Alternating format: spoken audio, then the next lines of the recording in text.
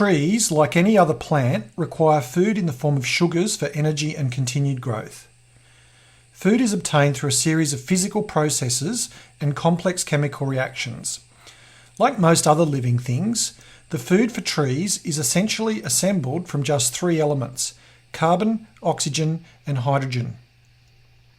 All of the carbon and oxygen found in trees comes from carbon dioxide obtained from the atmosphere. All of the hydrogen found in trees, mostly in the form of sugars or other complex compounds, such as cellulose or lignin, is obtained from water in the soil. Nitrogen, in the form of nitrates in the soil and various other trace elements, make up the remainder of necessary ingredients for food for trees. As you can see from the image, lignin is also an organic compound made up of the same three elements: carbon, oxygen, and hydrogen. Photosynthesis is the term for the physical and chemical processes where trees make food in the form of sugars from carbon dioxide and water in the presence of sunlight. Sunlight energy is trapped by chlorophyll, which is the green matter found in leaves. The chlorophyll acts as a catalyst. Through a complex series of chemical reactions, sugars are built up from the water and carbon dioxide. A byproduct of these reactions is oxygen, which is passed out from the leaf pores back into the atmosphere. The water and mineral salts are absorbed from the soil, mainly through the root hairs and root tips. The water reaches the centre of the roots by a process called osmosis. The water, nitrates, and dissolved minerals are drawn up into the leaves by hydrostatic tension through the water conducting channels, which are either vessels or pores in hardwoods or tracheids in softwoods. Don't worry, I'll make the difference between them clear quite soon.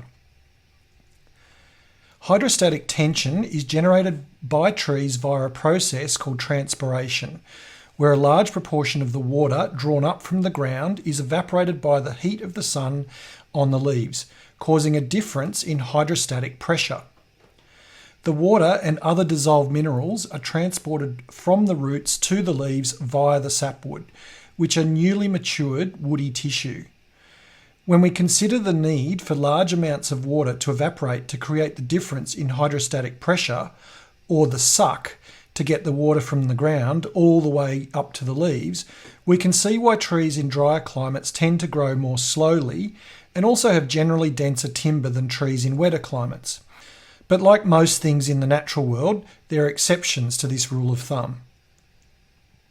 Growth in the height of trees is confined to specialised cells at the extreme tips of the tree and branches. These cells are different to most other wood cells as they do not produce wood tissue, and as a result, once their role is finished, they degrade naturally.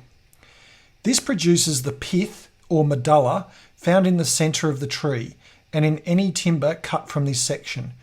This is usually a weaker section, and in many cases it rots out completely. This is considered a defect in timber, which we will cover soon. Growth in girth or diameter occurs in the cambium layer, which is located just below the bark.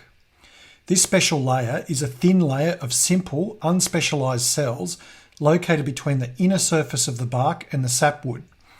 It is the factory of the tree. The cambium cells divide and grow woody tissue on the inside called xylem, which are new sapwood cells. These become what we know as wood or timber. These cells increase the girth or thickness of the tree.